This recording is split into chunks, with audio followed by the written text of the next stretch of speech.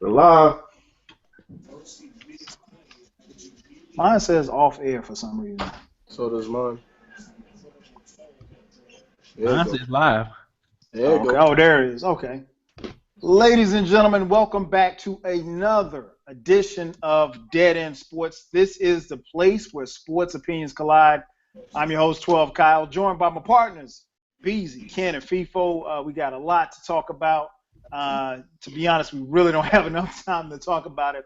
If you haven't done so already, make sure that you subscribe to our YouTube channel. Many of you are watching us on the YouTube channel right now, youtube.com/Dead End Sports. You can catch our live stream here each and every Tuesday night at 9 p.m. from 9 p.m. to 11 p.m.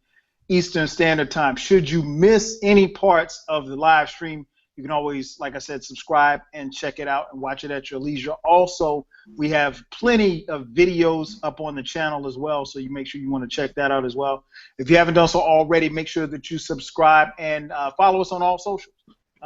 Dead End Sports on Twitter, Instagram, Facebook, Snapchat, and then follow us individually as well. So we got a lot of stuff to talk about. Again, I guess we'll start first. Well, first let me say what's up to the crew. Ken, what's going on, man? Well, Kyle, it all depends, man. I seem to have pissed off some white people, and some black people. Oh, With and this may not come as a surprise to you or anybody that know me, but with a tasteless joke in the last review that some people took offense to. okay. So, hey, I'm business as usual, Kyle.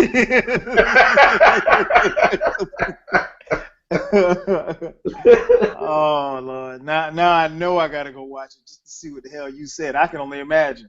FIFA, what's going on, Playboy? Hey, real quick, I think I've said worse on this show Okay. than what I said in the Bass review and the Macklemore review. Oh, that's what it was, the Macklemore review? It was in both. Macklemore wasn't that bad. Shit.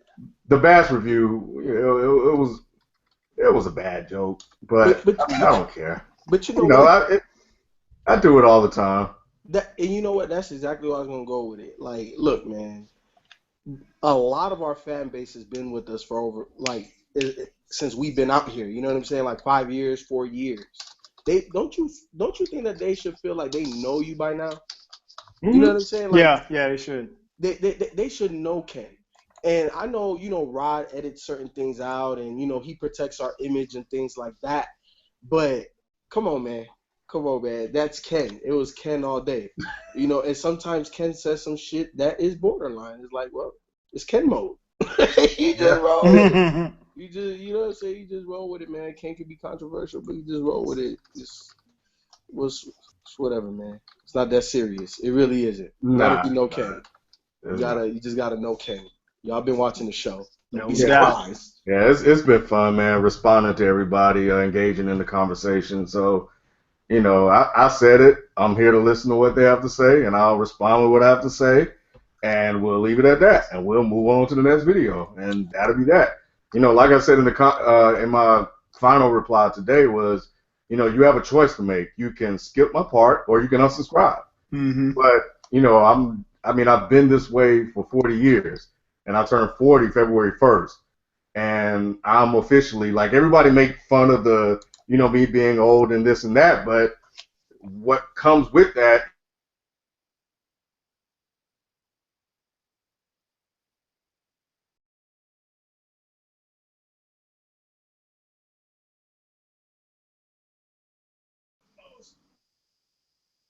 is my experience growing up and how I channel that. Right. Now, I will admit that, it was a tasteless joke, and it was, it could have been edited out, but other than that, it is what it is, and I said it, and I live with what people being offended by, and they have every right to be offended by it, because, and it is what it is. But again, as people said, and people that have watched the show, I go there, man, and I'll go there, and I'm gonna go there again. So, And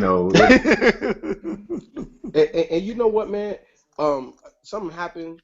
I didn't catch everything, but Ken was talking about how old he is. Bro, ain't you know, man? Like in 9 months, he about to be a granddaddy. Kendall about to have his first. He about to have his first one. Yeah, y'all didn't even know. Y'all didn't even know. Ken about to be a granddad out here. That's funny. Hey, I had to think for a second. I'm like, damn, hold up, Kendall ain't that old. Like, did Kendall grow while I wasn't looking or something? Last time I checked, he was like 7. Oh man. So anyway, like I said, we getting the show started, man. Thank you everybody. We got a little late start, but of course we're gonna give it to you raw and uncut. This for many of you tuning in, just want to give you a little background real quick. This is unscripted. We are who we are. We're Dead End Sports. If you're not sure about that, we actually started maybe about 3 years ago. These guys came over from Dead End Hip Hop, and I joined the fold, and we started this show. We once had a live call-in show, but now it is a weekly show that we do every Tuesday night, as well as videos. And then again, like I said, we're all over the socials, so you can check us out everywhere. So that being said, again, this is what we call the place where sports opinions collide. The Final Four is set. We've got 4 teams in the Final Four. We have our Dead End Sports bracket that I pulled up on my page. So the Final Four is set, man. B, tell me what you think about what you've seen thus far in the tournament. Oh man, all I know is Oklahoma, Buddy Hill. He's putting that team on his back, man, and he's trying to take them to the promised land. I mean, he's really having an outstanding NCAA tournament this year. So it's good. I like it, man. And North Carolina, they kind of I think North Carolina should have beat Notre Dame by like 20 or 30 points. I think they took their foot off the pedal in that game. They should have really blew them out. I'm looking at North Carolina making some noise. Who else we got? Syracuse, the lowest. Mm-hmm. I didn't even know this. I think they was the I think this is the first time a double-digit team made the Final Four since 2011. Right. 2011. I ain't even know that. I was like, wow. So to see Syracuse, Jim Boeheim in that damn zone, man, that took me zone. Huh? I thought it was that they were the lowest seeded Final Four team ever. I thought that's what I heard, but I don't know. Yeah, I just know I think they're the first double-digit seed team to make it to the Final Four since 2011. They could I don't know. George Mason was 12. They was a 12 seed when they were in the Final Four. Mm. So that can't be true. Oh, I think it's the lowest Jim Boeheim team ever. Oh, no question. Probably that. But yeah, I'm about to say, shoot, nah, man. I'm about to say, 'cause George Mason, when they made that crazy Cinderella run, they was a 12 seed. So yeah, but yeah, man. I always look forward to the Final Four, man. I just hope the final. Sometimes my gripe with the NCAA tournament. Sometimes the Final Four games be better than the actual championship game itself. So I hope. Usually going into the Final Four, I always hope that that's not the case. I hope we have. I still hope we have a good Final Four game as well as a championship game. But I hope the Final Fours don't be more memorable than the championship game itself. So that's just my only fear going into this weekend. What about you, FIFA? What do you think about the tournament so far? As we mentioned, we got 4 teams. Villanova is going to be taking on Oklahoma, and then you got Syracuse taking on the North Carolina Tar Heels. What are your thoughts about the Final Four? Guard play, man.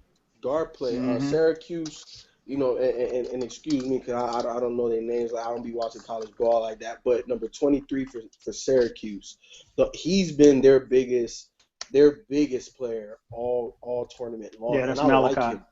Yeah, I like him. I really like him. He's a big guard he's multifaceted. Nice pull-up game, got the college three-point range, has handle, has size, finishes, gets rebounds, he's gritty, he's tough. Marcus Page. I know Marcus Page though. Marcus Page and the bigs that UNC got, them boys are nice, man. I think to me, off of what I've been watching, I think they're the best team. I think they're the best team left. Buddy Hield, man. Hey, this guy looking like he NBA ready every time he stepped on the court. So I don't know. It's hard to bet against him. You know what I'm saying? Because again, guard play. You need that in the NCAA tournament. And you said the last one is Villanova. Villanova. I don't know, man. Not that high. They got some guards too, man. Woo-hoo. Boy. You know what they do, and they got great guard play. I don't know. I'm not a believer. Okay. I'm not sold. Hey, I'm surprised. I'm surprised you're not sold Yeah. on Villanova, FIFO. I know by you saying, in a tournament you got to have good point guard, good guard play to kind of succeed in the tournament. So I'm surprised you kind of not sure about Villanova. It's just, you know what? Like when they played Miami, because they're playing against Buddy, right? Yeah. Yes. Yeah, man. Look, man. Angel Rodriguez did his thing, and in that first half, the other what's the Villanova point guard? What's his name? God, it's on the tip of my tongue. I have to look it up, but go ahead. But yeah, like he had foul trouble. You know what I'm saying? He really didn't get into the flow of the game. I feel like Miami's point guard kind of like took it to him. And you already know he's gonna be matched up at times with Buddy. And I don't know. I think he could be taken out of his game. That's just me. That's, one game that I saw. Yeah. But it's just it's just a point guard thing, man. Like if I feel like I could go at you and that diminishes you on one side of the ball, I'm gonna keep coming at you and come on, man. But he look like he the most NBA ready dude right now. So. Oh, and we're gonna talk about that too. We're definitely gonna talk about that. Ken, any thoughts on the Final Four and what you've seen in the tournament thus far? Yeah, real quick, just kind of to give the viewing audience some background on Syracuse, if they're not familiar, because I know some people are sticking for facts, and I just looked it up. This is their first time back in the tournament after they, basically self-imposed themselves last year with the postseason ban. They finished the season 1-5, and they started 0-4 in ACC play. And what it is they are the lowest 10 seed. Well, they're the first 10 seed to reach the Final Four since it expanded to 64 teams in 1985. And there have been 10 seeds that have reached the Sweet 16 and Elite 8, but none have actually reached the Final Four as a 10 seed. And the 10 seed. So that's that. Just for some little clarity on that. But overall, man, I think it's been a really interesting and entertaining tournament. I told you guys before the tournament started that Kansas kind of, they were shaky to me, and it showed. The going got tough, and they wasn't able to pull it out. Now there were some unfortunate calls that went against them, but they didn't play their game, and it kind of goes back. And the whole time I'm watching it, Kyle, I'm thinking about what you said about Bill Self. Can't trust him. You can't win with him, man. 2-6. Win with him. In Elite 8, and you can't even get to the Final Four. And it was very sad and unfortunate for a team like that's loaded. But this is what happened, and Villanova obviously had way more fire, way more passion, and every time somebody received the ball on a pass, somebody was in their face. Anytime they tried to give it to Perry Ellis just got manhandled. Yeah, he looked lost out there. He couldn't even get position to get the ball, and the guards couldn't get him the ball because of the ball pressure. And they had no adjustments. They couldn't figure it out. And so that was a good game plan that they put together. UNC, I think at this point they are probably the most talented team in the tournament left, and unless they just fall apart against that 2-3 zone, they should go to the finals, and more than likely, depending on who they match up, they probably should win it. Shooting can be a problem for them, but they rebound the ball very, very well. Very well. And so they're able to make up for it, on that front. Syracuse, I mean, who picked them? There were a few people, probably fans.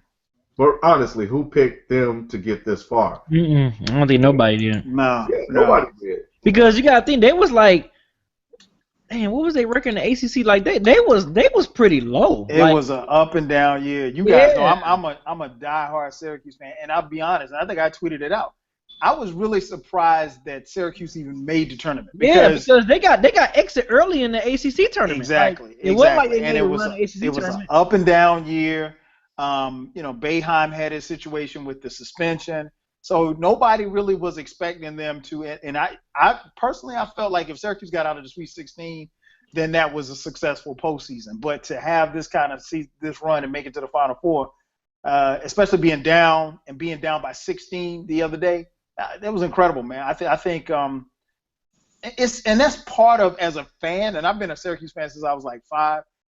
As a fan, that's what's frustrating, because you have teams like this that really don't have a lot that Boeheim has had, and he can take those kind of teams to the Final Four, but then he has other teams that have been loaded, and he gets knocked out by, 4 seeds and stuff like that. So it's been, as a fan, it's kind of frustrating. I mean, I'm happy for the team.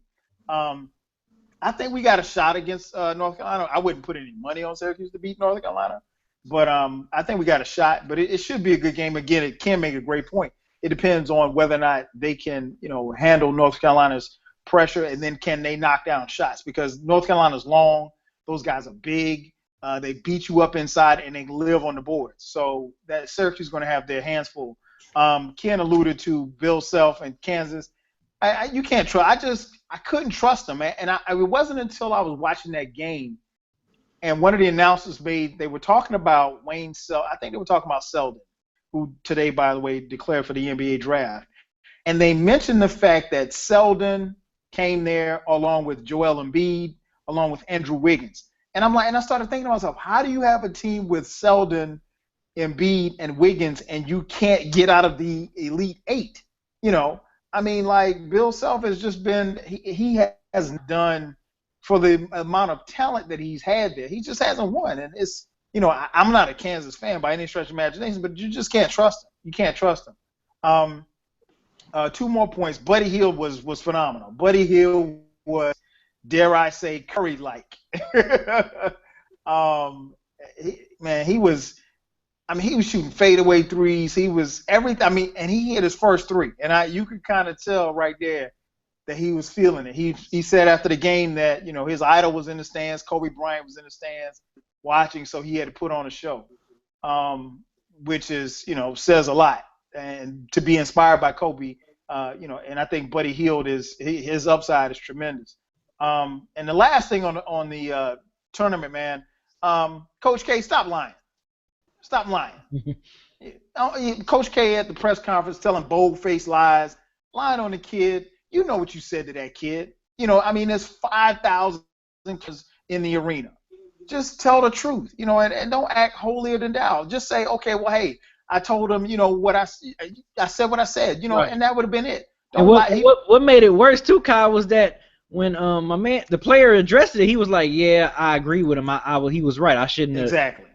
So for him to really listen to that advice and take heed to that advice and agree with him, and then for Coach K to kind of deny it, it's like, come on, really? Like, just man up. Like you said, just man up in the mid. Man up and tell the truth. I mean, and there's we talked about it before. There's a lot of unwritten rules in sports. One unwritten rule is you don't talk to my players. You don't coach my players. Coach your players. Because trust me, if somebody had said something to Grayson Allen about him tripping people, Coach K would have had a fit. So, and somebody needs to talk to Grayson Allen about tripping, because apparently Coach K ain't doing a lot of talking to him. Mm-hmm. So my thing is, man, you don't talk to other. I mean, that's unwritten. You don't, as a coach, you don't address that. You let that other coach address it, or you may say, well, hey, and here's my thing, and this is the last thing I'm gonna say about this. Coach K, I don't understand what the problem was. It was 2 seconds left on the shot clock. If the kid doesn't shoot the 3, then it's a 24-second violation. Mm-hmm. Would he have said anything if the kid had missed the shot? So, I mean, Get out of here, Coach K. Yeah, and I true. wonder if Dylan Brooks had a bad game Yeah, oh, he was against off too. Oklahoma. And I wonder how much of a distraction that was for a young kid to receive that much attention over something he did. Because at that point, you know the world is watching, and maybe in the back of your mind, you may have a feeling that they're looking for you to fail, and maybe you start pressing a little bit. I don't know, but up to that point, he's played pretty well. I mean, he stood out to me, and I started to kind of take notice of the guy. And he plays with a lot of passion, a lot of fire, and he did not have that. He was in foul trouble, but he didn't have it for that game against Oklahoma.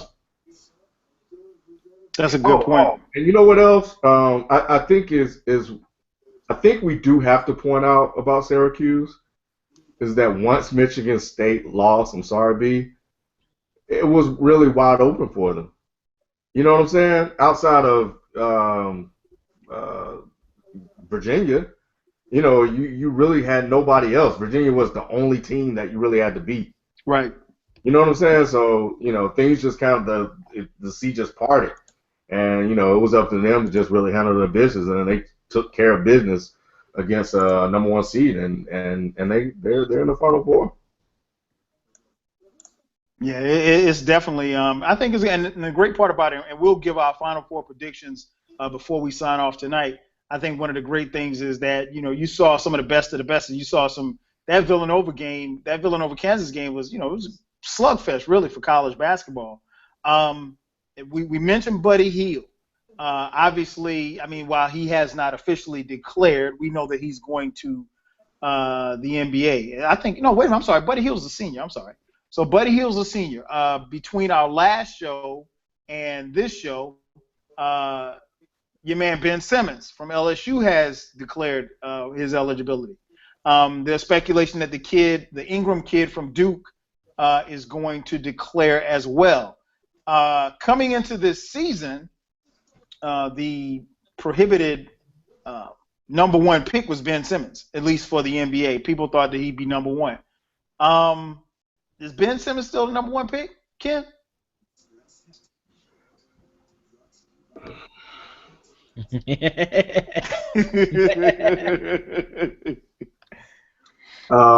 I'll be honest. I've given Ben Simmons a pretty difficult time on this show. You have, and rightfully so. Yeah, man. When I would like to see him, and I've said this before, play against competition, and I felt that he kind of ducked and dodged competition. But when you're the number one seed, I mean, when you're projected to be the number one pick, do you really have to? When you're going to receive the number one selection, regardless of, all you have to do is not mess it up. And he was able to pad his numbers against talent that wasn't as good as he is. He's an extremely talented guy, as you guys have pointed out, FIFO, that he can work in the shooting. That's something he can get at the next level. The passion, the fire, the desire to compete is a problem for me, and we've seen passive guys in the NBA that run from competition.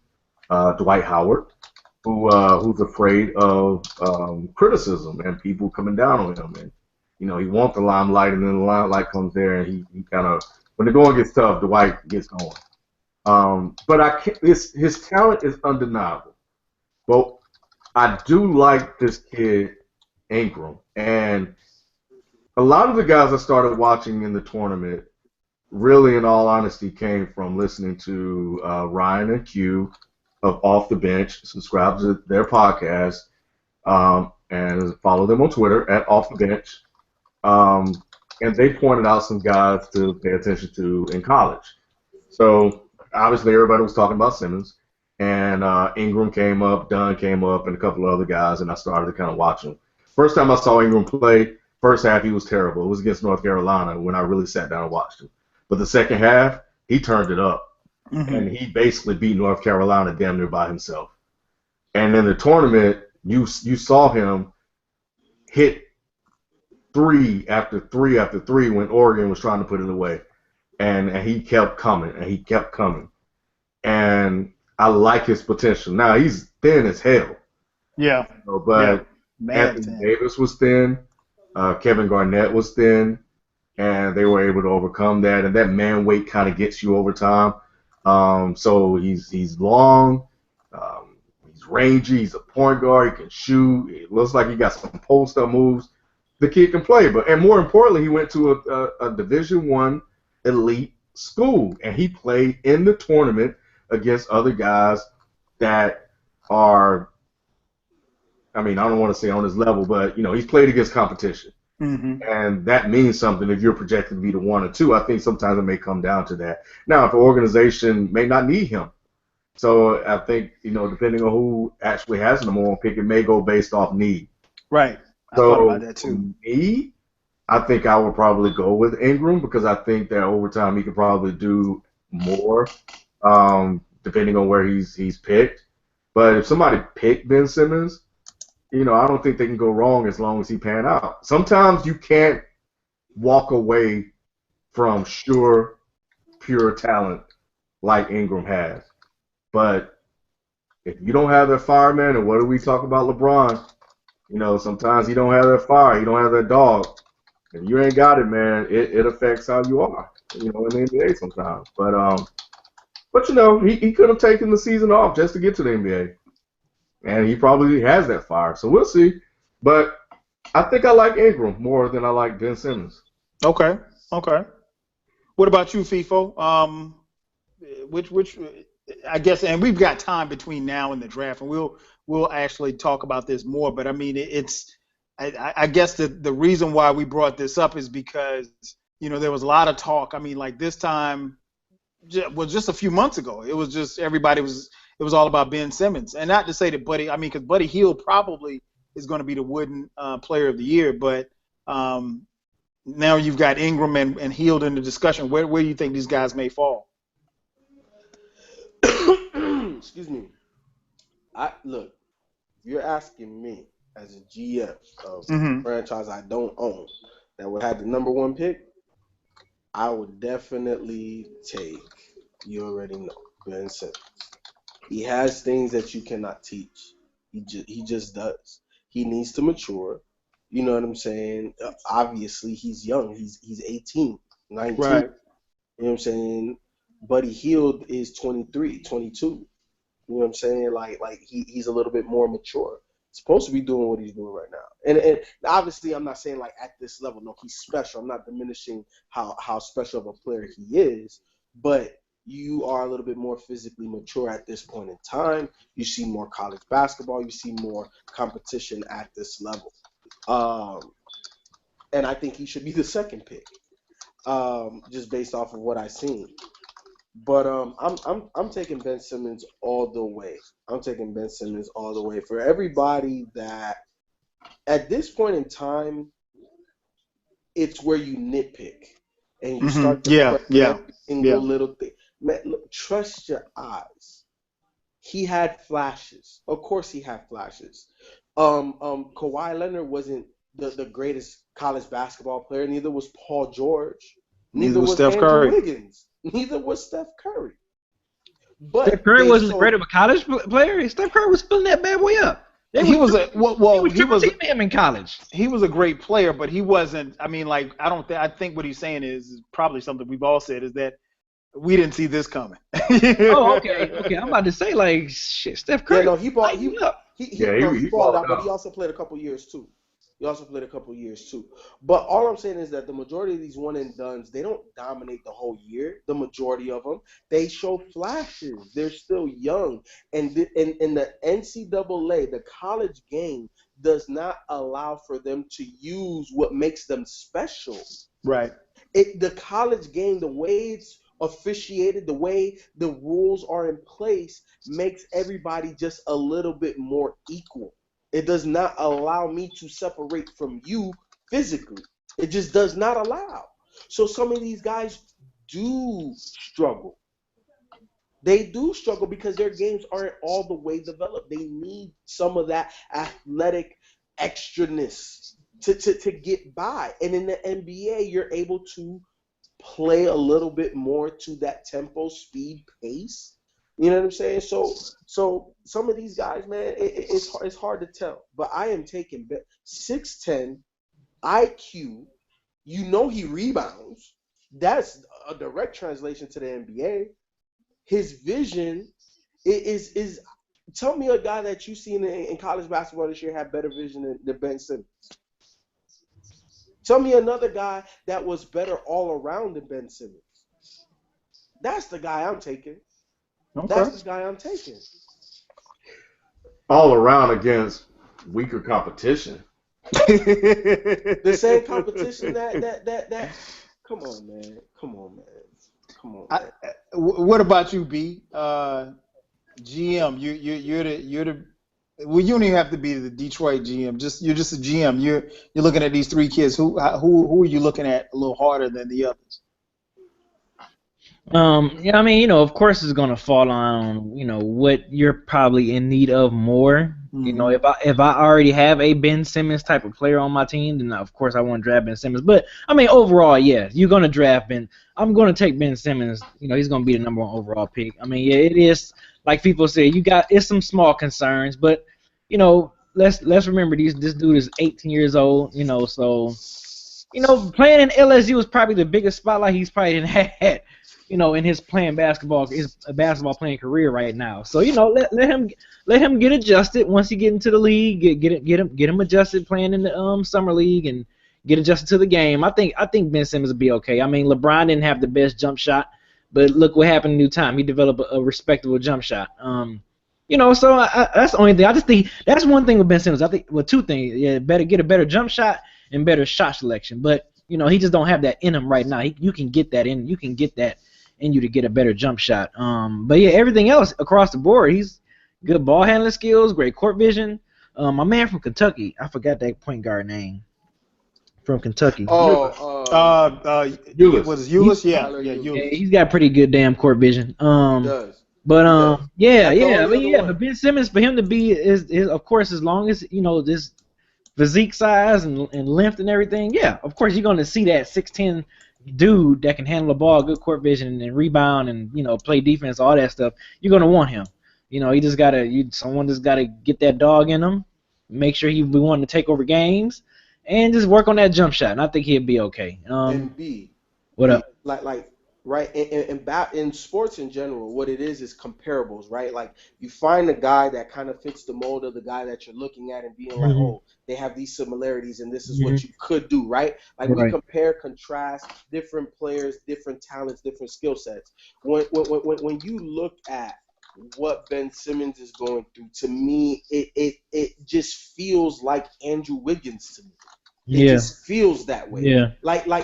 And when you see Andrew Wiggins, a taller Andrew Wiggins. A taller Andrew Wiggins. Yeah. A taller Andrew Wiggins. And when you look at what Andrew Wiggins did his rookie year, what was he, like 16, 18 points a game? Yeah. This year he's at 22. What do you think he's gonna do next year? Yeah, he's gonna get 25. better. Yeah, he's gonna get better. And then from that point on, he's gonna be an all-star. There's no way you average 25 plus points a game and you're not an all-star. And now he has another number 1 pick playing next to him that possibly is gonna be in the 20s himself next year. Right. Mm-hmm. He's gonna be a 2010 guy easy. Easy. He's 16, 17, 18 now in 10. Yep. What do you mean? These guys are going to only get better. They project upward. Yeah, because like I said, people they're gonna get used to the game. They're gonna get adjusted to the NBA game. Then their game is gonna slow down a little bit where they're gonna get it. Their IQ is gonna go up. You know what I'm saying? Because we've seen LeBron James' IQ go up from the time he was a rookie to his 7th, 8th year in the league. So it's going to get better. Ben, and you know what I think is hurting Simmons, and it's really just a part of the game. It's the fact that he's not playing. I think. No time. Yeah, exactly. Out of sight, out of mind. I mean, we got a chance to see Ingram ball. Right. Seeing Hield. Hield could be on the national stage on Monday night. And he's got a legit shot at winning. He already on the national stage. The Final Four is pretty much the national stage. Exactly. It don't really hurt. It don't really hurt him. I think more so it would help him a lot more if we would have been seeing Ben Simmons in this tournament. Exactly. If you considered one of the best players in the college, you got to be playing in that tournament. I mean, you have to be. I don't care if you barely get your team in there. You got to be playing in there, man. We gotta see the best college players, playing in that tournament, because that's where the stars shine. So exactly. Like I said, I don't think it hurts him, because, like I said, we're still talking about him being a number one overall pick. I think it would have definitely helped him more if he could have showed us. Oh, no question. Why he's the best, or one of the best college players in the league, by playing in the tournament where it all counts. And I think that last game, I know a lot of people have been very critical of the last game that LSU played, where it looked like the whole team just gave up. I think he only finished like 13, 14 points. But it was one of those days where, and you guys know, where everybody's missing shots. Like, there's nobody that can hit, the backside of a barn. So we'll see. And of course, we'll have more draft talk as the draft approaches. I think at some point in time, probably in the next month or so, we'll know who's picking where. Or maybe 2 months, because I think that's done during the playoffs, and then obviously the draft is this summer. So we got a lot of basketball to talk about. Let's switch it over to the NBA. A lot of stuff to talk about, man. You guys hit it a week and a half ago or so, with the after the Spurs beat the Warriors. But want to ask you guys about LeBron, man. He's a lightning rod. I mean, he's arguably the best player in the world. I need somebody to kind of help me understand with this passive aggressive stuff that he's pulling on social media. If you're not aware, LeBron at some point a week and a half ago unfollowed the Cavs. He also unfollowed other members of the Cavs staff or something like that on Twitter. And then when he was asked about it in a press conference, he said no comment, followed by shutting down the press conference after that. He was seen as they played, I think they went to Miami and they played the Heat. I think they were getting blown out, and he was seen laughing and chucking it up with his boy D Wade, who's Ken's best friend, by the way. So can somebody help me understand why LeBron? Let me start with you. What's wrong with LeBron, man? I mean, is he going through like a midlife crisis or something? What's the issue? Well, when I saw that he unfollowed the Cavs on Twitter and Instagram, and the post-game interview when people asked him about it, first of all, y'all motherfuckers out here got too much damn time on your hands to really pay attention to who LeBron is following on Twitter. Right. That's first. But Ken, but he had to know. The minute that he pressed unfollow, it don't take that long for people to figure that out. It's some people that pay attention to stuff like that. Oh yeah. They are people that's their job. Right. But he did it, and people talked about it, and it became a thing. And I remember just kind of just shaking my head and kind of rolling my eyes about him, like, dude, like, what are you doing? And then it finally just kind of hit me. LeBron is just messy. Yeah. He's just one of those. He's turned into a messy ass dude that just loves to keep up drama. He's not a drama king, right. A drama queen. Maybe that's disrespectful to the man. But maybe that is disrespectful. I'm sure it is. LeBron is way more successful to me than I am. First and foremost, because I know there are people that love to say that type of stuff like it's supposed to be. like my motherfucking ass don't know. Yeah. But, he got way more money than you, Ken. Yeah. Shit. But regardless, he's a drama king. I'll say king. I won't because I like LeBron. I won't say drama queen. That's disrespectful. I've caused enough shit for this week. But yeah, man, it's just like it's one thing after the other, and in all honesty, it's one of two things, Kyle, for me. It's either he's messy, and I think B may have said this, or you may have said this, Kyle, that he's jealous of the attention that I said that, yeah. Yeah, and that he's trying to at least bring some on him. Unbeknownst to him, and probably he does know this, that regardless of what he does, people are going to talk about it anyway. But You know, he's either messy or he's just a troll, and it's one or the other. And he just probably really sits there. He's so bored with the regular season. He's unafraid of anybody in the East that he just sit around and he just. Now that I think about this, I think it's a little bit of both. I think LeBron really sits around and just troll and mess with people because he knows that people will take it and run with it and make it bigger than what it is. And it wouldn't surprise me if he sat there and pulled his teammates together and be like, hey, y'all, watch this. You know, watch what I'm going to do. You know, and just to kind of, you know, keep them in the loop. But even if he didn't, it didn't matter. No matter what the Cavs do, there's always a conversation around them. Any loss is a conversation, and it becomes part of some problem that they have or something's wrong with the Cavs, you know, throughout the year. But that right there was just him just being messy and doing it for no apparent reason other than him just wanting to stir some shit. It makes absolutely no sense for him to unfollow the team. Right, your employer. You know, well, they work for LeBron. No, right. My bad. But and it just fueled a bunch of speculation, a bunch of, you know, conjecture, and a massive amount of hyperbole, and this, that, and the other. But yeah, man, I think at this point that's just what he is, and he's ready for the playoffs. He's bored.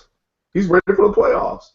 And I think that whole team is bored and ready for the playoffs. They have a lot of things they need to fix, but in all honesty, like I know people are throwing out Toronto and the Celtics and Miami. No, it's Cleveland. Cleveland will represent the Eastern Conference in the finals. Yeah, easily. Yeah. You know, and I think the only thing that LeBron is worried about are the Warriors. And I think he becomes really, really frustrated with this. Or the Spurs. Yeah, and the Spurs. He's just really, really frustrated with his team because they're not as locked in as he is. And taking it off of him on following people on social media and jumping onto the team. And I said this on Twitter when we were having a conversation with Ryan from off the bench. That team is playing from a place of privilege. And they know that they went to the finals last year. Deep down, they know and have a feeling that they're going to get back again this year, and they're unwilling to put in the work because they have LeBron James.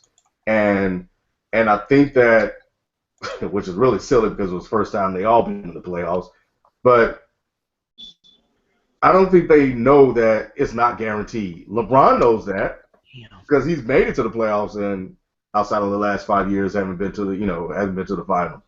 But they don't know that. You know, and so I think they're bored and they're ready for the playoffs. But it's just messy, and I think he needs to stop.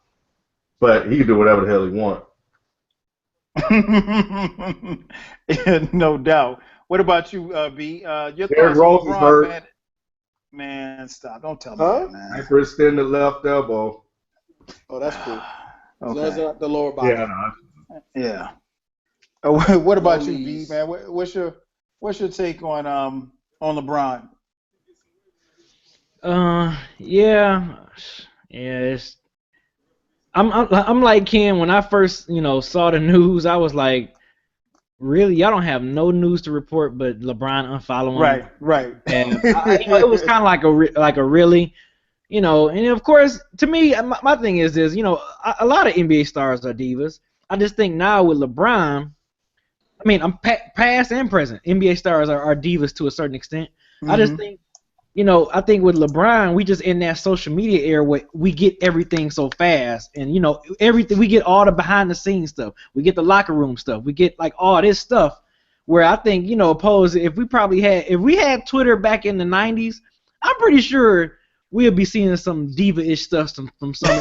I'm seriously. I think this was social media. You're in the locker room with these players now. It's like you almost feel that way with social media, with Twitter and Instagram and all that stuff. And I think it's just really thrown out there in the limelight to where we can judge LeBron James. You know what I'm saying? Like, or say stuff about him. Like I said, all NBA superstars to me are divas to a certain extent. You know what I'm saying? Iverson was a diva. As much as I love Iverson, Iverson was a diva. You know what I'm saying? A lot of these stars was divas, man. So, it's I don't know, man. I already got nothing to say about this. It's really stupid. It's really dumb. I want to talk about him talking about this little super team he want to put together. Which that's next. That's what I want to talk about. That's what I want to talk about. I don't want to talk about him unfiling the freaking Cavs. I want to talk about how the hell. Go ahead, B. Go ahead. We can run into it right now. And I know Ken and Kyle probably agree with me on this, man. Like, why would you want to team up with arguably like the top 10 players on your squad? You know what I'm saying? Like, why would you want to take a pay cut? Why would you say that if you in the midst of the playoffs going to be starting in less than a month? You know what I'm saying? You know, there's already rumors going around that, Kyrie Irving is, not getting along with LeBron, and Kevin Love not getting along. It's already Kyrie having a good week. Like I said, rumors. We're not saying it's true, but like you already got speculations going on with like, you're not getting along with your teammates. Then you're talking about some, oh yeah, I'll take a pay cut, a huge pay cut to play with Chris Paul, Carmelo, and like, for one, why would you even want to do that? You know what I'm saying? Like, they are competition. Why would you want to team up with like some of the best guys in the NBA and be on the same team with them? You might well just wait to play with them in the All-Star weekend. You know what I'm saying? That's your time to play with them. It's during the All-Star weekend. Don't try to be on the squad with them. That's freaking competition. If I got like competitions of guys that I'm always rivaling that I love playing against, most of the time I'm not going to play on their same squad. I want to play against them because I know they're going to bring out the best in me. So like, you want to team up with these dudes? Come on, man. It just You taking it? You take. All right. First of all, he. So you saying it's okay, Ralph? Wait. Hold on, B. Hold on, B. I feel like you about to give him a pass, man. You about to give him a pass. Listen, let me get it out. Go ahead. Let me get it out. Look, first off, LeBron said this before All-Star Weekend, back in February. Right. So this was going a little bit to what you alluded to, like this is All-Star. So it was kind of in spirit of, right? Now. No. Now wait, hold on now, B. LeBron said also before they retire at some point. So doesn't necessarily mean right now. Deal. Doesn't necessarily. Nope. Hold on. Wait. Deal. Wait. Let me finish. But you know what I'm saying? Like, to me, when I heard it and I saw it, I envisioned, 4 old guys like Charles Barkley in Houston. You know what I'm saying? When he was playing with Akeem, kind of already washed up. You know what I'm saying? Like, all of that. That's what I envisioned. Maybe that's not what he meant, but that's when he talked. That's what I saw. Now, I 1,000% agree with you. In their primes or right now, you can't. No. You got to go against these guys because you're 100% right. The competitor in you should want to go against the people that are going to bring out the best in you. And then you have to question that at times when LeBron is losing by 20, but because it's D-Wade, his boy, that supersedes what's happening in the game. Yep. And I think that, kind of after, I think it's okay to go up to him, dap him, and be like, yo, whatever, have a laugh and then, move on. Like, y'all niggas just blew us out by 20. Good job, whatever, dap him up, have a laugh about it because you are my boy. And then, it's back to serious business because I'm with the Cavs. Boom. Boom, baby. Oh, Pistons just beat OKC. I just got happy for a second. Yes. So y'all stopped the 8-game win streak. Yes. But yeah, man. So like B, I agree with you in that aspect. The competitor, like right now, you're still able-bodied. You know what I'm saying? You're on a squad with guys, so you don't need to be worrying about all that. But as over the hill, Kobe-esque, like how Kobe is right now. You put them 4 guys together, kind of how what I'm saying. Kind of how like the Nets try to put the old big 3 back together. I do that. That's cool. I'm fine with that. What about you, Ken? What's your take on the comments about possibly having a super team?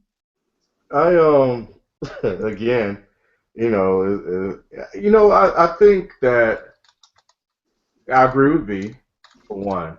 Two, I know the story is old and it just broke recently, but I don't think that really honestly matters because it was said. And because it was said and it's public, people are going to talk about it because of what happened, the history of LeBron and going to Miami and playing with D-Wade and Bosh. And if that was to happen, what would people say again, especially if things don't work in Cleveland? They're gonna say he's running again to power up with somebody and win a championship because he couldn't win one on his own.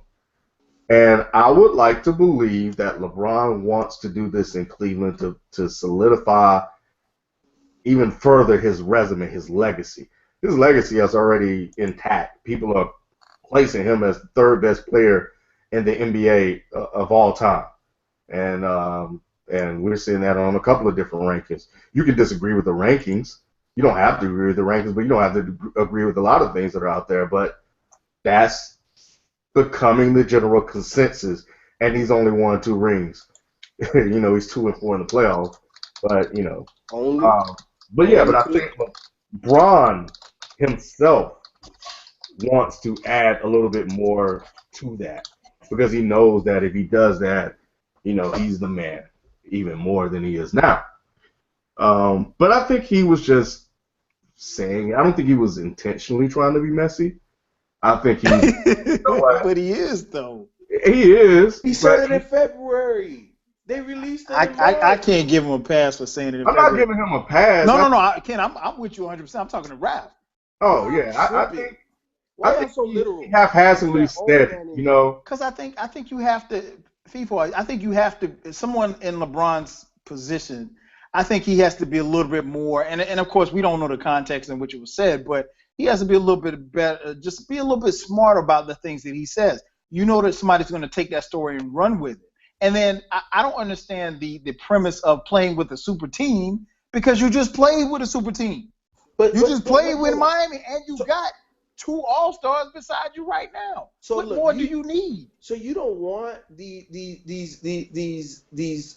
athletes to be honest with you? Like if you ask them a question, so so if you had the opportunity, you ask LeBron this question, right?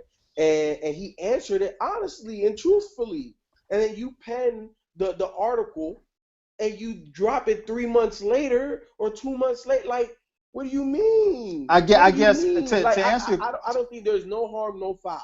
To answer your question, I want them to be honest, but the competitor in me, I don't want him to feel like he has to go someplace else to team up with people to win. You should feel like, damn it, I can win on the strength of me. That's what a competitor does. A competitor doesn't feel like, okay, I got to be buddies with this guy and I got to. Yeah, sure. I mean, you can play with Carmelo and those guys during the summertime, or like B said, during the All-Star weekend. I mean, or Olympics. Exactly, or the Olympics. Understand that you have the friendships and stuff like that. I mean, yeah, Magic would have loved to play with Jordan and Isaiah, but that wasn't realistic. But I don't think that would have ever come out of his mouth. Now, I'm not comparing Magic to LeBron, but I'm just saying, like, there has to be some type of G in you to say, well, look, you know what? I'm going to do this on the strength of me. I'm going to go back to Cleveland, and I'm going to win a title, or I'm going to do my damnedest to win a title for this town. Because ultimately what's going to happen is if he doesn't win a title in Cleveland, Cleveland fans are going to be like, well, thank you for coming back, but you gave Miami your best years. We had you in the beginning, and we had you at the end. The middle, that's what Miami got. So, I mean, I'm like, you're LeBron. You're the best, so you don't need all of that. You should have people coming saying, okay, can I come play with you, as opposed to the other way around. You're 100% right, but look, you can't have it both ways. You're 100% right.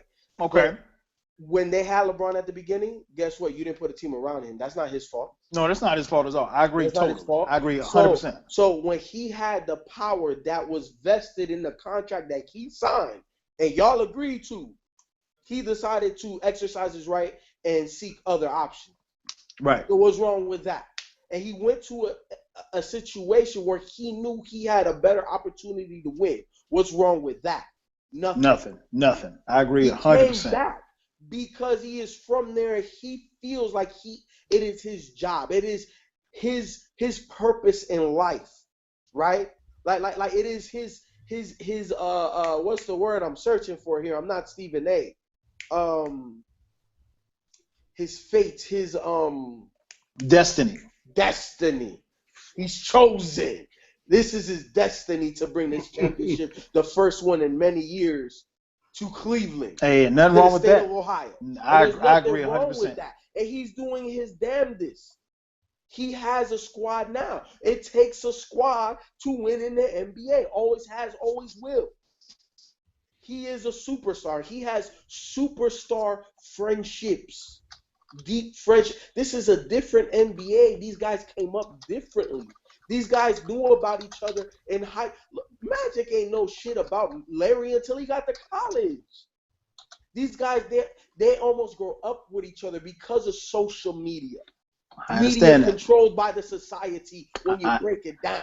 I understand that. I just think that a guy on his level shouldn't necessarily have to be saying, okay, well, hey, I would like to get my friends to come play with me just so I can win a title. But he said that I would like to play with my. Of course, they asked him a question. Would you like to play with your friend? Oh my God, Kyrie is going off. I wonder why. Look, yeah. Yeah. But look, who wouldn't want to play with their friends? Like anytime I go hoop, I'd rather hoop with my niggas. I'm with you. I'm with you 110%. I think where I slightly disagree is that I think the whole friendship thing, I get it, but the way that you can structure that in a, I guess, politically correct way of answering the question is, you say, well, yeah, I would love to play with CP3, Carmelo, and man, I'd take less money, but in reality, it's probably not going to happen. So I'm good where I am. Boom. No problem. I got no problem with that statement. Dang, that's that media training, boy. Because the reality is, financially and career-wise, by the time all of them could probably get together, they'd be too old to win anyway. They'd be too old. So, I mean, and I get it. Yeah, he's going to relate to CP3 and he's going to relate to Carmelo because those guys he's been riding with as opposed to Kyrie, because Kyrie's, 22, 23 years old. I get it. But at the same time, and then, depending on how the information, we don't know how the information came out or how his teammates might be looking at him sideways like, look, dude, you playing with me today. You know why? Why is it that you got to play with CP3? You got, an all-star, a perennial all-star in Kyrie. You got a former all-star in Kevin. Well, no, I can't say former. Let me ask you this right here. All right. So again, you're trying to have it both ways. So when you're Kyrie Irving and you hear this, you think I'm questioning LeBron? Nigga, I'm gonna go out. Damn, I'm over here. I'm cussing. I'm sorry, YouTube. You good? You think that if I'm Kyrie Irving, I hear LeBron say that, you think I'm really gonna trip? I'm gonna come out here and play ball because I'm Kyrie Irving, and I just come on, no, that. First and foremost, if what LeBron says in that regard hurts your ego to the point I have to check you about it, then I'm not worth $100 million. Right. I feel you on that. I feel you. So I look, man. I think that this is overblown, overstated. This is the only reason why this is a story is because it's LeBron. And LeBron is the only one, is one of the most honest athletes out there. You ask him a question, he will give you the answer, how he feels about it, and he said it years ago. He's a wolf when it comes to basketball. He likes to hunt in a pack. He's not a solo guy. He wants his guys. That's obvious. He ain't solo. So, it ain't. Look, but why we knock him for it? I'm not knocking him for it. I think the problem is that we talked about it before. I think what it is that people of his talent, it's rare to be that talented and not be a solo wolf, if you will. You know what I'm saying? I mean, because he's on the talent level of some of the all-time greats. But when you're primary skill, or to me the best skill that he possesses, right? Because athleticism is not a skill. God blessed them with that. Here you go. Right. You're chosen. Do something with it, right? But when you possess skills, the best skill is passing. You need guys to make them better because your best skill is IQ, is passing. It's his beautiful mind. That's his best attribute. He needs guys for that. You can't have a great passer and not have finishers or guys that can complement your passing ability. You need guys, man. So look, I know I sound like a LeBron apologist. I'm not. I just think that I see the truth for what it is. He's being honest. Stop knocking the guy for telling you what he is. He is that. Okay. Why is that or not? If he's self-aware, if anything else, and most people aren't. Most people want to compare and contrast, and I get that. That is sports. But guess what? When you are that level of great, you are who you are. His game is like nobody else's. Let LeBron live in LeBron's world. He's LeBron James, nobody else. So let's stop knocking him for everything. If he wants to say some craziness, let him say some craziness. I'm not gonna let him. I'm not gonna let him slide with that crazy. I just can't. Now the whole unfollowing the Cavs and stuff. I don't get into that stuff. It was a slow sports day. I understand why they brought it up, but now this passive aggressive stuff, it don't flow well with me. Not when you're great, because to me, if you're great, I expect greatness all across the board. Now maybe I'm wrong for that expectation, but that's where I am. So if you're great, that's what I expect. So if you're a guy that gets into the face of other guys, you get applauded. But if you do it subliminally, it's a problem. But you're still causing some type of controversy. You're still making like Kobe Bryant always talks about making situations uncomfortable. This is somewhat an uncomfortable situation. Different, obviously. Maybe Phil Jackson does this. So let me ask you this, FIFO. We've seen Tom Brady, we've seen Peyton Manning, we've seen Cam Newton get in the face of an offensive lineman or get in the face of a receiver. Mm-hmm. So you're saying that something's wrong with that? That maybe that's how they lead. But LeBron has done that too. Right, LeBron has done that too. But we sensationalize the things that we deem are weaknesses. Why are they weak? Just because the other greats may not handle it this way, but there are people that handle it that way. I'm not saying that. My thing is that you can't have it both ways, and I think what he's trying to do is have it both ways, because when someone you can get in a guy's face, or you can talk about, well, hey, I want to team up with these guys, but when a reporter asks you about unfollowing the Cavs, you talk about no comment. You can't have it both ways. You're the one who unfollowed them. Nobody told you to unfollow your employer. So I have no comment on unfollowing them. No, I plead the fifth. Come on, man. We go in this circle. So let's jump over to the NFL. Another big signing. Well, I guess you could call it a big signing. Happened in the NFL over the past week. Robert Griffin, RG3, is now a Cleveland Brown. B, is this going to work in Cleveland for RG3? No. I mean, it's not. I just don't see them making noise in that division or in the NFL. I mean, since when Cleveland Browns has really been a team where you be like, oh man, they making playoffs, they doing something. You might as well put the Browns down in the level with us Lions. I mean, when has the Browns really, done anything, man? It's just I think it's almost like a grave site for him, because it's I don't see them making no noise in that tough defensive. They're going to see the Bengals twice. They're going to see Bengals twice, Steelers twice, Ravens, yeah. Yeah, I mean, and then another thing is, can he stay healthy? Is that knee going to go out on him? Can RG3 stay healthy and play for a full season? Can he look like somewhat the RG3 we saw in his rookie year when he won Offensive Player Rookie of the Year? So, I don't know. I mean, it's not like Browns has a super attractive roster where I'm like, oh man, he about to put up some crazy numbers and do some crazy things. You know what I'm saying? I don't think that he's just gonna be out there. I'll be surprised, but we seen crazy stuff in NFL. Yeah. We seen teams where you be like, damn, I didn't see that coming. They come out and ball. So maybe he might shock us the first 7 weeks and go 6-2. I mean 6-1 or something like that, and ball out. I don't know, but it's not like the Browns have been making noise for the past decades or the past years. So I don't expect them to do that. I expect them to be just as whack as they know for the past years, just like my Lions. It's just I don't expect them to do that much, except with the Lions. I hope that they do something good. With the Browns, it's I don't even, they ain't even gonna do nothing. I'm not even sweating the Browns to make some noise. I mean, I'm glad to see he still got a job, got a starting job, because I mean, we've seen plenty of NFL quarterbacks that's worse than him that got starting gigs. So Oh, and got it's good. paid. It's good that he at least got a job now, and we're Oh, gonna see my what he's God. gonna do with the Cleveland Browns. I mean, it's good he got a fresh start because we all saw that he was ready to leave. He was about to be out of Washington. He needed a fresh start. He needed somewhere new to go. So that's good that he got a good fresh start. But I don't think this is going to be a team where he's in a position to like win and be a playoff and go deep or something like that. No, go deep in the playoffs. No, I don't see it. What about you, Ken? Your thoughts on RG3 in Cleveland? I like it. It's definitely a fresh start. Look, this guy, it doesn't matter where he goes. People are going to talk about him. It's going to be news. They're going to write about him.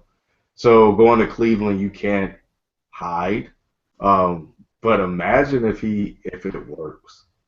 Imagine if it does succeed for in Cleveland, and he's able to win games, maybe even get to the playoffs with that team. Like what would that do for him? Oh, it'd do wonders.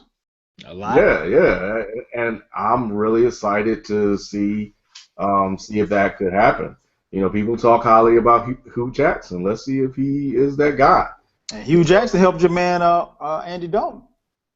Yeah, so and so now let's see if he can do it again. You know what I'm saying? And I think it'll be exciting. I know a lot of people were saying he should have went somewhere with more talent. And I can't even really think of Cleveland. The only person that comes to mind when I think of Cleveland outside of Duke Johnson, who was a rookie, is and Isaiah Crowell, is Josh Gordon if he comes back. Yeah, if he comes back. Now that would be huge if they can get him back. Right. So imagine if he does. Josh Gordon and RG3, and if they allow RG3 to play free, to run and throw, it could be something, man. And that I can't remember, but I think the defense was okay. That decent defense. Yeah. So offensively, they were anemic. They didn't have a quarterback, and now they have a guy that showed promise when healthy. So he hasn't played, so he should definitely come in healthy. And from here on out, let's see if RG3 has learned from his experience in Cleveland. Let's see if he plays with a chip on his shoulder. Washington, his experience in Washington. In Washington, I'm sorry. Yeah, thanks, B. And let's see if he comes out and plays with a chip on his shoulder to prove all of the pundits wrong. And people like myself who may have criticized him at times also. He's not playing for us. He's playing for himself and his family. Right. But let's see if he uses that as motivation, if that lights a fire on him, and he goes in and he works his ass off. Because, and if he doesn't, then, people will write about him. But I would think and hope that after what happened, Kirk Cousins, the whole nine, he's out. He really, really wants to go out there and prove everybody wrong. Because we all know that RG3 is way more talented and gifted than Kirk Cousins. Kirk freaking Cousins, man. I can't believe how many people believe in that dude, man. FIFA, what's your take on RG3 in Cleveland? I think he's going to find himself in a similar situation that he found himself in. And I'm not just saying it because Kirk Cousins is white and RG3 is black. PSA, disclaimer. Kid is a race baiter. But I think he's going to find himself in a similar situation. Oh, that's good, kid. I think Cleveland has an opportunity to, quote unquote, get the best quarterback in the draft. Right. In Carson Wentz. And I think that it's a good situation for Cleveland as a franchise to have multiple options at this quarterback position, because one of these two guys needs to be the right guy. Like real talk, like Cleveland. I'm talking to the city of Cleveland. Like one of these next two guys needs to be the guy, because if you're looking for another guy in the next 2 or 3 years, just do not even be a franchise anymore. Like, you don't even need to be, just like get out of the NFL, because it's pointless. It's really pointless. But RG3, can he make a comeback? I think so. I think because he has arm talent. I think because obviously he's athletic enough. Hopefully this time has humbled him some. Hopefully, he can learn how to read defenses at a moderate rate. Because obviously, to get to Peyton Manning, Tom Brady, you had to start a little bit higher than where he was. But hopefully, he can run more of a pro-style type offense. Because that's the only way that I think you're going to have long-term success in this league. But I think he has all the physical tools, and I think he has a head coach that's supposed to be this quarterback guru. So if it doesn't work here, you're either going to be a career backup or you're not going to be in the NFL, and it's as simple as that. I agree. To great points across the board. I hope it works. I hope they get Josh Gordon back, because I think having Josh Gordon will definitely help. Next question I got for you guys is a baseball question. Actually, it's more of a personal question, but it's a baseball story. Many of you heard this Adam LaRoche story. If you're not familiar with it, Adam LaRoche, baseball player for the Chicago White Sox, abruptly retired. Adam LaRoche was bringing his 14-year-old son to the clubhouse every day, and when I say every day, I do mean every day. And, the team said, hey, you can't bring your son here every day. And subsequently, Adam LaRoche, instead of saying, well, hey, son, you can't come with me to the clubhouse, in essence, son, you can't come with me to work, I'm going to retire. And by retiring, Adam LaRoche is walking away from a $13 million contract. Let me repeat that, $13 million contract. So again, it's a baseball question, but it's not a baseball question, more of a personal question. As many of you know, I am a father of 4. Ken is a father of 2. B and FIFO don't have any kids, at least none that they have yet to claim. B, are you walking away from $13 million because your son can't come with you to work? Me personally, no. But I'm looking, I guess, the situation, because he's been in the league for what, 12 years now? Yeah. So I'm pretty sure in baseball, you've been in the league for 12 years. You pretty much set. I don't think he would be saying this if he was like a second, third year guy just getting his money. I think he's gonna be like, son, you're gonna have to go home and let daddy bring home this bacon. You know what I'm saying? Like, if I didn't play in the league for 15 years, I didn't done well with my money. I'm straight. I still love the game, but financially I'm good. And if that's just him finding a little reason wanting to retire, then yeah, go ahead and do it. But I guarantee you, like I said, if he was a second year guy just getting his foot in MLB, he would not. He would be like, son, you better take your ass home while my daddy get this money. We gotta get this money, Dad. So hey, look. He's been in the league for 12. When I saw that, I was like, for one, I know he gotta be a white player. Got to be a white player to be making this decision. Because I don't think a black player would make that decision, even if he was 12 years in the game. I think he would still be like, son, gotta go home. They're about to make this bread. You know what I'm saying? I'm just being honest. Look, Hispanic. Right. I'm just looking from inside of a black family. If you saying, hey, your son can't go to work with you, your wife or whoever gonna be like, babe, you gotta stay home. Daddy gotta get this money. Yeah. So, what, kid? You know you're right, because I'm right.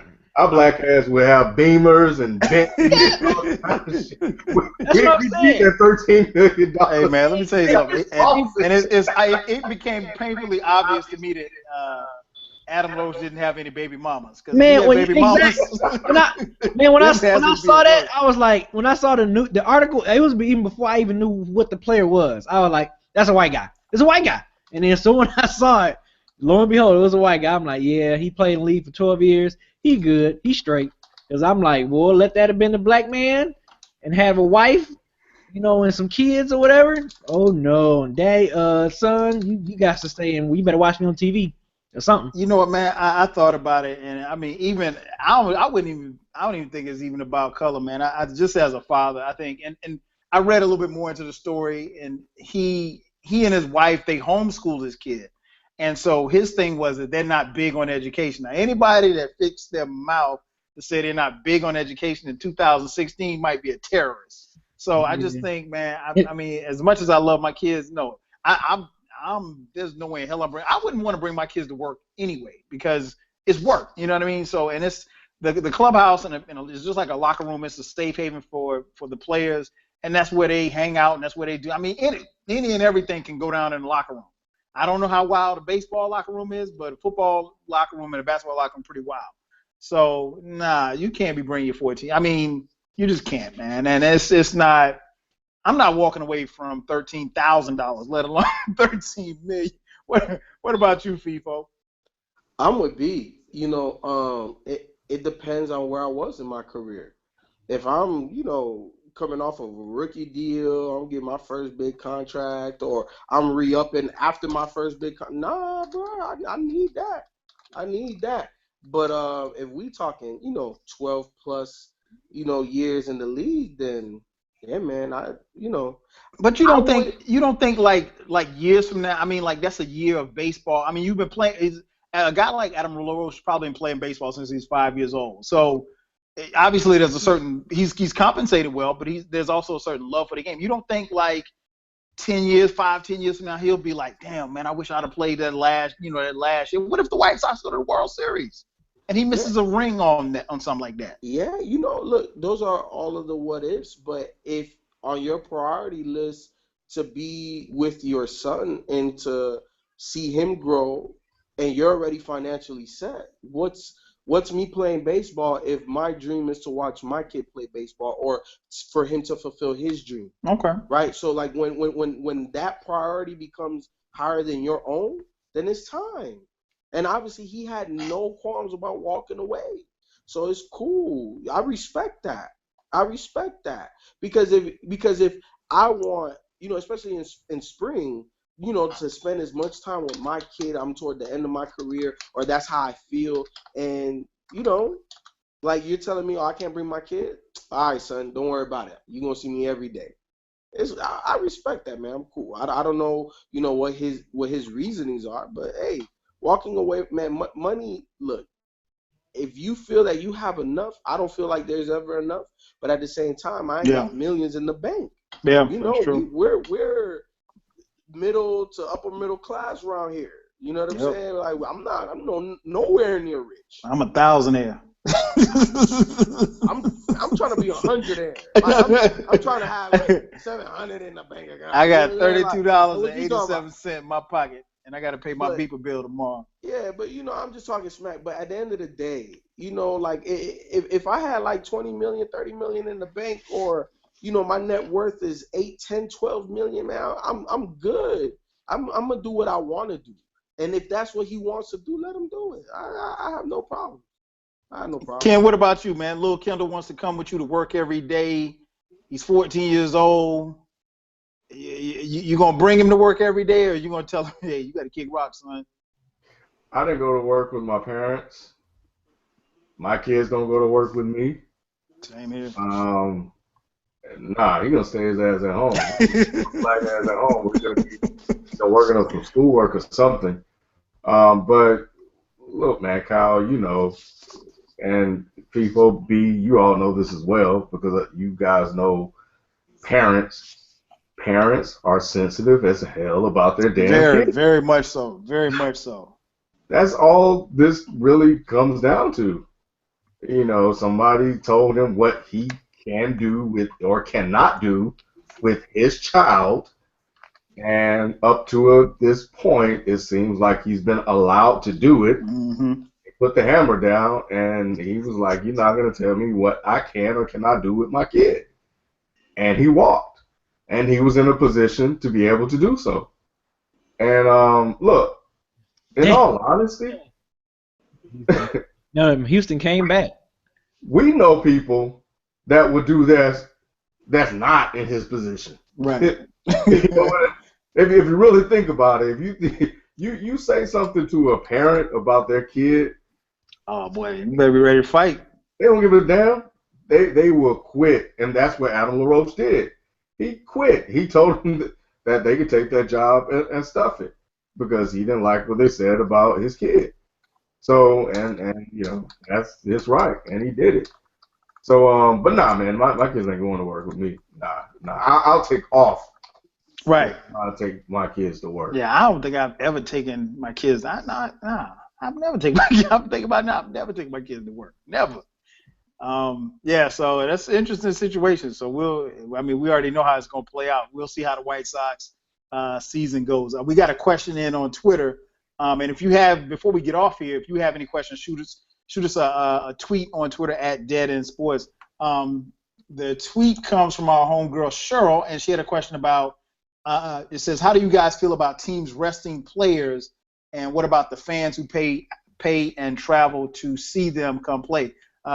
She may be referring to a situation that we had I think it was the other night, where the Spurs were playing the Thunder, and I think Kawhi, Duncan, and Ginobili. I think they said. I mean, Pop said like damn near all of his starters and like half of his bench. And so B, what do you think about that? When, especially this time of the season where you see guys resting a lot more, Spurs do it a lot, probably more than anybody else. What do you think about that when the fans are paid their money to see it? Yeah, I mean that's a thing. I think we talked about this before, but yeah, I think with it being the end of the season like this, I think you kind of get a pass, but like you said though, Kyle. He does it in freaking December and January. You be like, what the hell? Like, you want to, it might be a Tony Parker or a Tim Duncan or a Kawhi Leonard fan, and they can't see him because they're going in the middle of the heat in the regular season. Yeah, that's different. But like now, now when you start getting, it's certain situations where teams might have the 1 seed locked up for the last 2 weeks of the regular season or the 2 seed locked up. It's kind of like at this point you're thinking about the bigger picture. So I think at this point of season, I think you can kind of get a pass for teams that are sitting comfortable in the playoffs. Like, hey, we in the playoffs, we got the number 2 seed locked. We can lose the rest of our games, and we still got the 2 seed. Like, it's cool. We're not going to get the 1 seed. We're going to get the 2 seed. Let me just rest some of my guys, get them, kind of lukewarm, still a little bit going. Because the main focus at this point, we know how tough the playoffs is. Playoffs is very tough. So at this point of the season, I can give Greg Pop a pass. Now, like I said, if this was December freaking 14th or something like that, you plan on seeing some of your favorite stars and Greg Pop resting and stuff, or the coaches resting players, then yeah, because this is in the middle of the season. You still got a long season to play. You gotta let your guys play. Not unless if it's an injury report. But if there's no injury report, I don't see no reason for Greg Pop to rest his players. But yeah. This part of the season, I would give him a pass. Like Golden State. If Golden State wasn't going for the record, I'm sure they'd be they got the 1 seed. Like hell, they clinched playoffs February 27th. So, Damn. At this point, if they weren't playing for the record, yeah, Steve Kerr resting Stephen Curry and Klay Thompson here and there and going into April, I don't have an issue with that because we know the big picture is the playoffs. So at this point, I don't have an issue with it. What about you, FIFO? Any issue with the fans being upset about coming and paying to see players, and then finding out once they get there that the players aren't playing?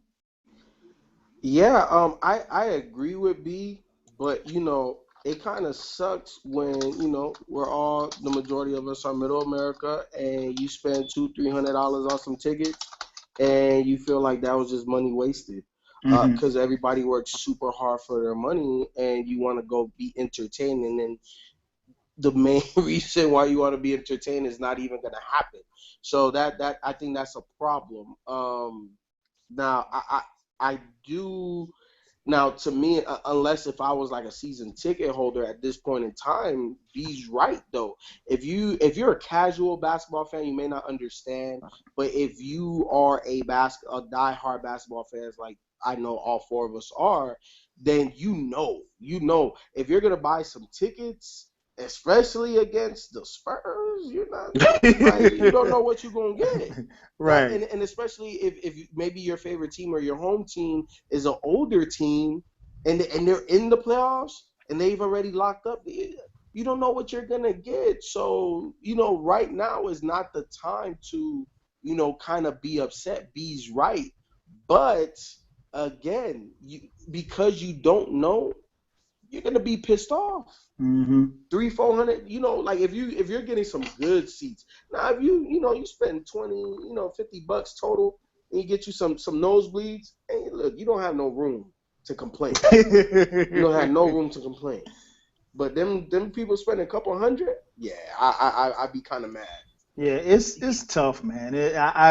I sympathize with the fans because, like B said, it's you just don't know. And I think, if I'm not mistaken, LeBron is sitting out tonight. They wanted to rest him because they've got back-to-backs on Thursday and Friday. In fact, the Cavs will be here in our hometown, Atlanta, to play the Hawks on Friday night. The King of the South is performing at halftime for those of you who are interested in going. He's performing at halftime and post game, I think. But nonetheless, it's a slippery slope. I get it. I understand why it happens. I wouldn't be happy if I put any money on tickets. But I understand why, and I understand that, especially this time of year, it's teams that they got to get rest. Now they get a lot more rest during the playoffs, ironically, than they do during the regular season, because in the playoffs you might play every 2 or 3 nights. Especially that first round. That first round it seems like the first round takes like a month to finish. So you're not playing every night or every other night, or 3 out of 5 nights in a week. So I get it. I don't really know that there's any solution to it, because what Adam Silver can't tell Greg Popovich he's got to play Tim Duncan tonight. He doesn't. That's his discretion. So it is what it is. Ken, what about you, man? What's your take on the players sitting? It's common, it seems now, so I don't really have any issue with it. I think my biggest thing, and this is what I want to know, and I'm glad you brought this up, is did they do this in the past? Nah. I've been actually racking my brain about this. I don't remember NBA players resting or sitting out with the actual reason being rest. They'll make up an injury to sit them down. Sometimes I've seen reports of that. I think in one instance I read about one player that was kind of sick, or I think it was Magic Johnson actually. So I don't even really think that applied, because I think that's when he was going through the whole AIDS thing. He was really fatigued. So but yeah, I think for me, man, every time I look up, somebody's resting. Durant's resting. I don't know if Westbrook rests. I can't remember. But yeah, man, it's just weird. Like, I don't remember there really being a maintenance plan in the NBA like that. That's why I wanted to ask. Maybe I just can't remember.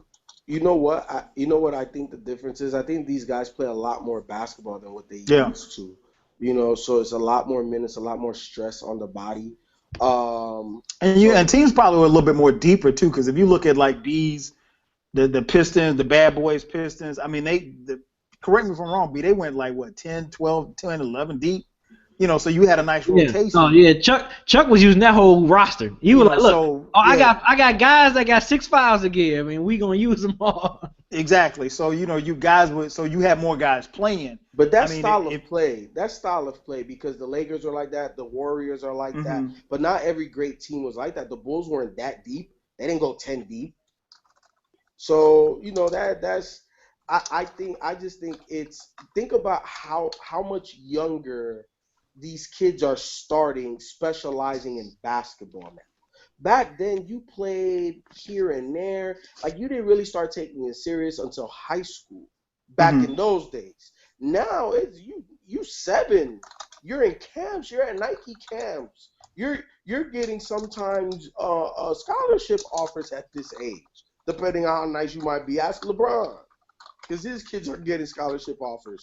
So I just think that they play a lot more basketball throughout their life leading up until the NBA. And because everything is so documented, and technology has helped us understand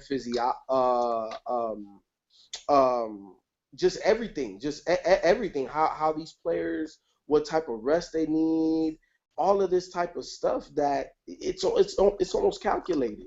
And I think especially like the Tim Duncans and like Tim Duncan's almost 40 years old.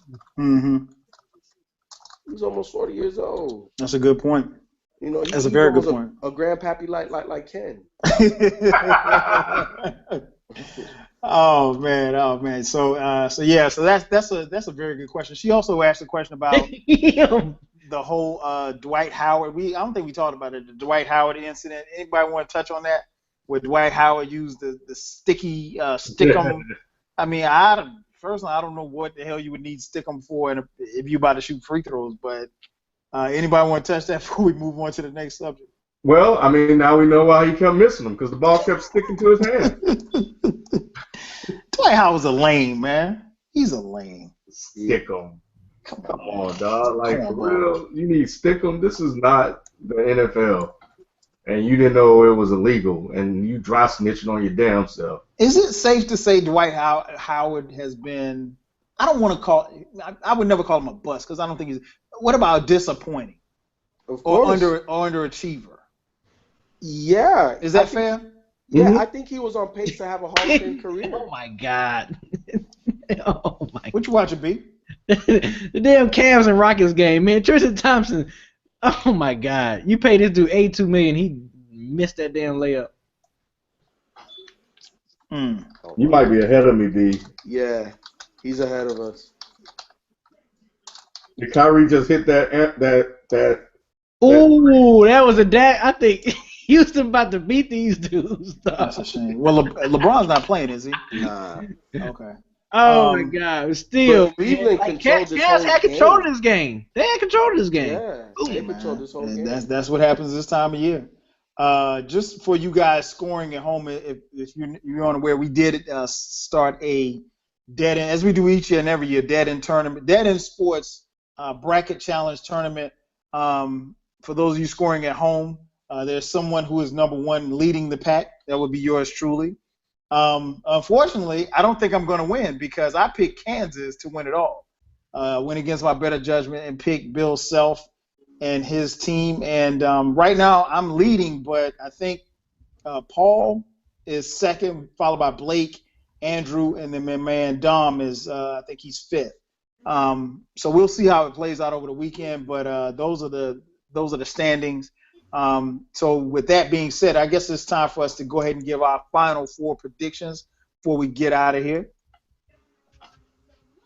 B, I'll start with you, man. Final four predictions, man. Who do you see? Because by the time we do this show next Tuesday, we will have had a new national champion. I got North Carolina vote versus Oklahoma. But I think I got North Carolina cutting down. They're gonna be cutting down the Nets come Monday night. Okay. I think Buddy Hield's gonna have a great night, but I don't think it's gonna be enough to withstand North Carolina. I think I told Ken this. The way North Carolina played Virginia in that ACC championship game, if they play like that, they're gonna win. They're gonna win. Like, just play great team defense the way they played, and they lock up, and they was clicking on offensively.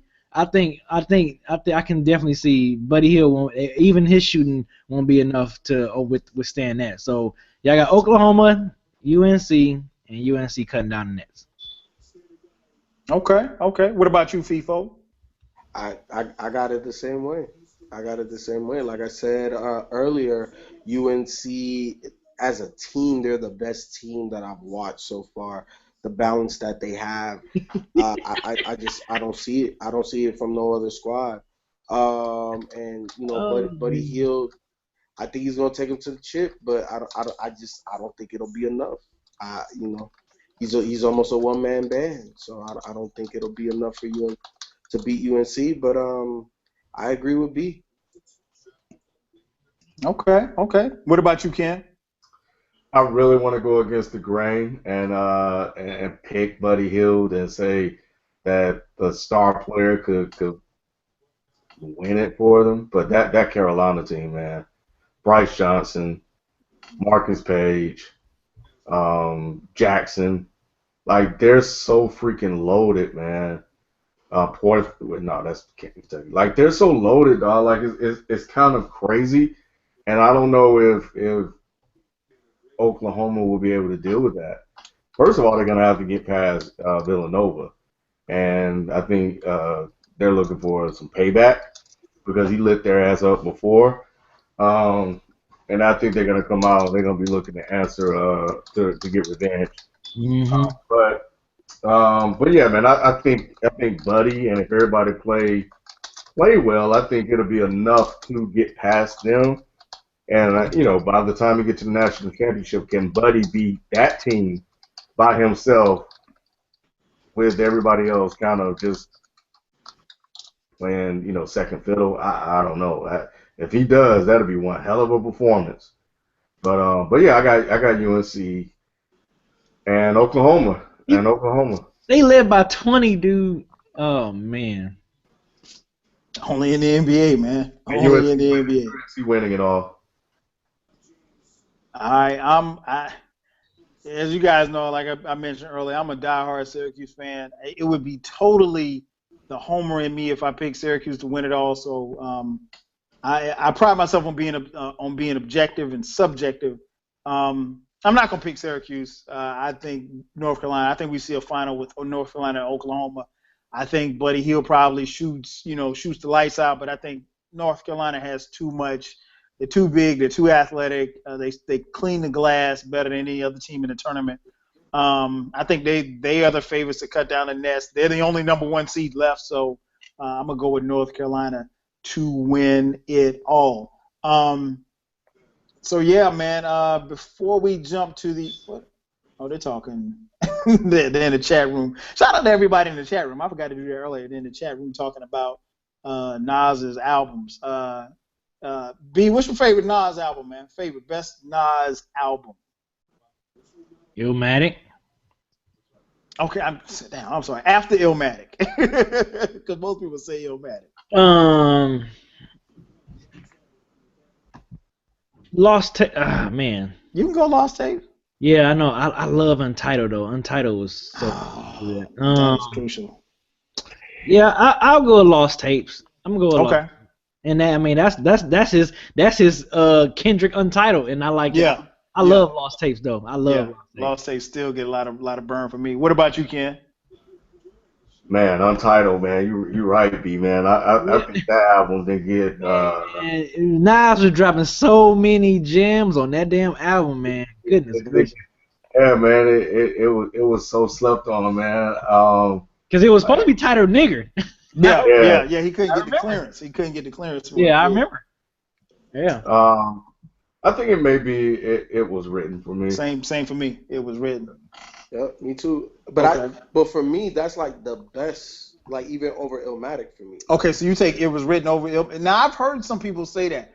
Yeah, I know a lot of people. A lot of my homies say that. But my only setback with that is he followed the Biggie formula. I mean, he followed the Biggie formula. Illmatic pop.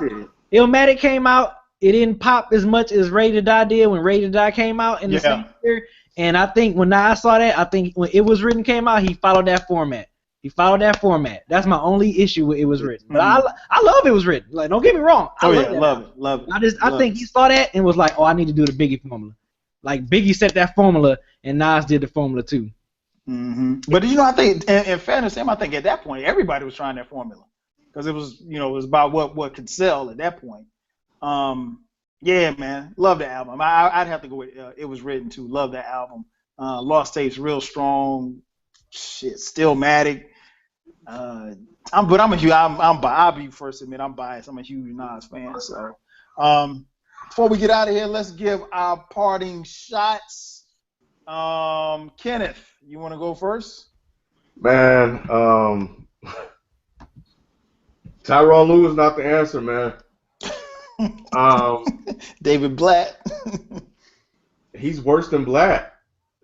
Oh, and people wanted this guy. They pumped him up, and I'm reading reports that they've regressed under him, and a lot of it has to be with him trying to implement his style.